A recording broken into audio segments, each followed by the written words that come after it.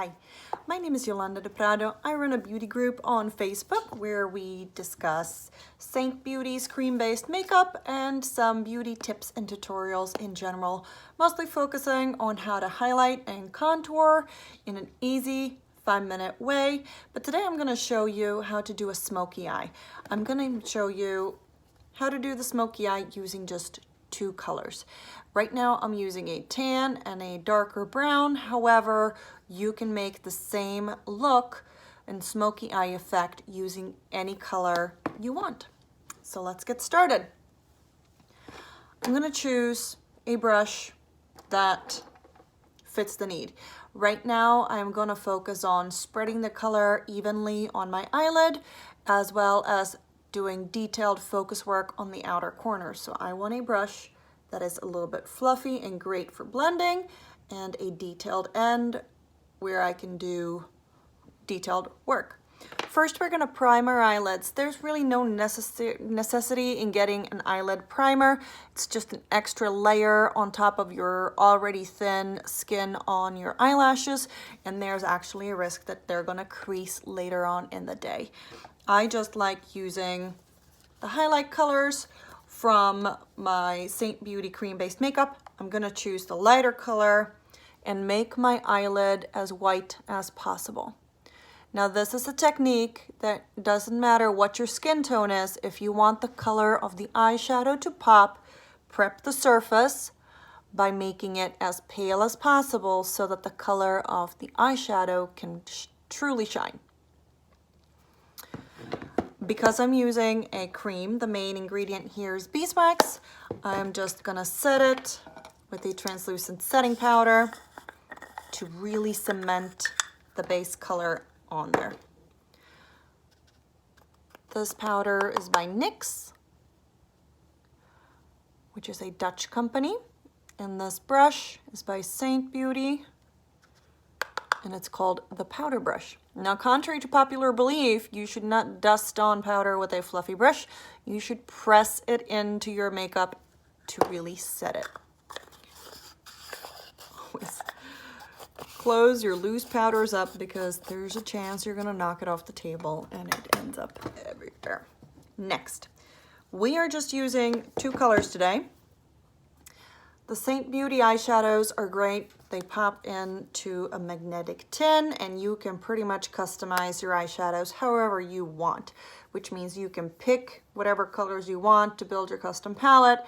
And when you run out of one that you used more than the rest, you just pop that one out and replace it for $12. First, I'm going to start with this color. It's called Stay Golden.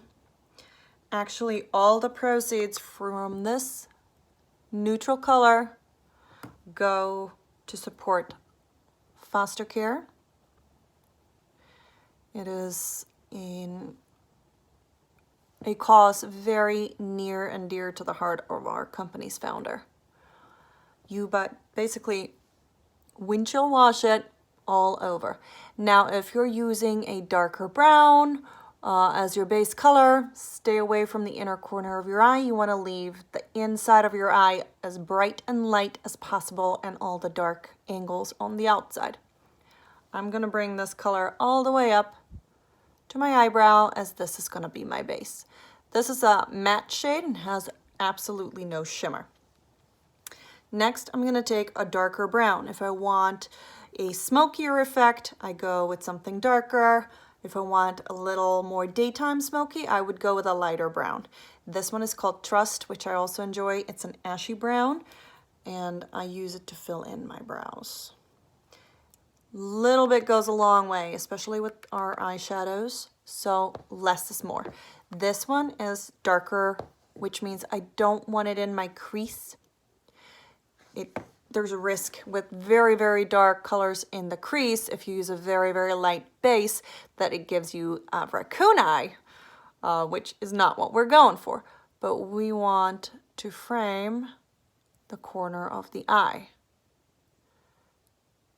And then just tap it on. I like to tap it on in a V.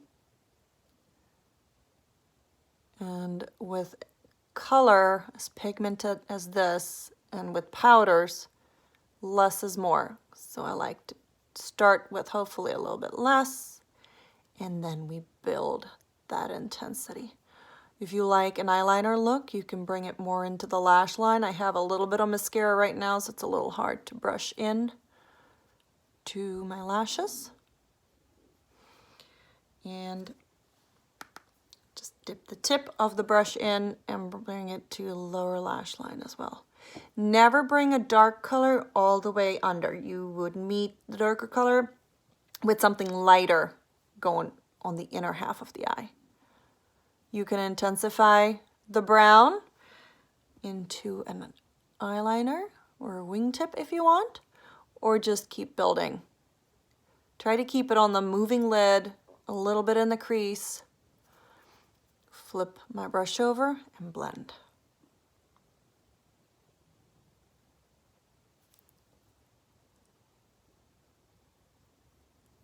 There. This is a nice daytime look. It's very easy to transition into a nighttime look. If you go out for cocktails after work, you just intensify that eye or add a darker shade. You can even add a little bit of shimmer to it if you like. I love the convenience of the brushes, of simply flipping them around, especially when it comes to blending. And after this, you can add more eyeliner if you want. You can intensify the tip. And what I like to do, I recommend if you use dark colors, do your eyeshadows first and then your makeup, unlike I did today, because then if it falls on your cheeks, you really don't have to worry about cleaning it up.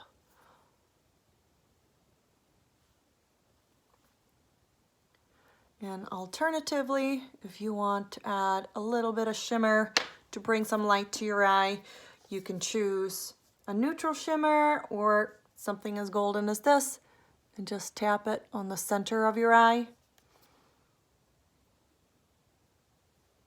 to bring some light, or the first half of your eye. Up to you, depending on the look you're going for. It'll simply catch the light as you move around during the day without looking too sparkly for school or an office environment. Last but not least, mascara. Now here's a tip for you. Smoky eye or not, if you want to make your eye appear larger and open it up further, besides the trick of putting dark colors on the outside and light colors on the inside, and even lighter colors in the inner corner of your eye and the bottom first half of the lash line, you should use a black mascara on top and a brown mascara on the bottom. And don't neglect your bottom lashes. It opens your eye up. There we go.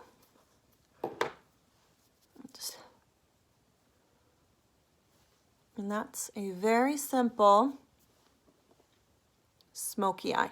Now, if this is still too intense for you, just opt for a lighter brown color. Now I'm going to do another tutorial, a different smoky eye on the other eye, so make sure to catch that video later.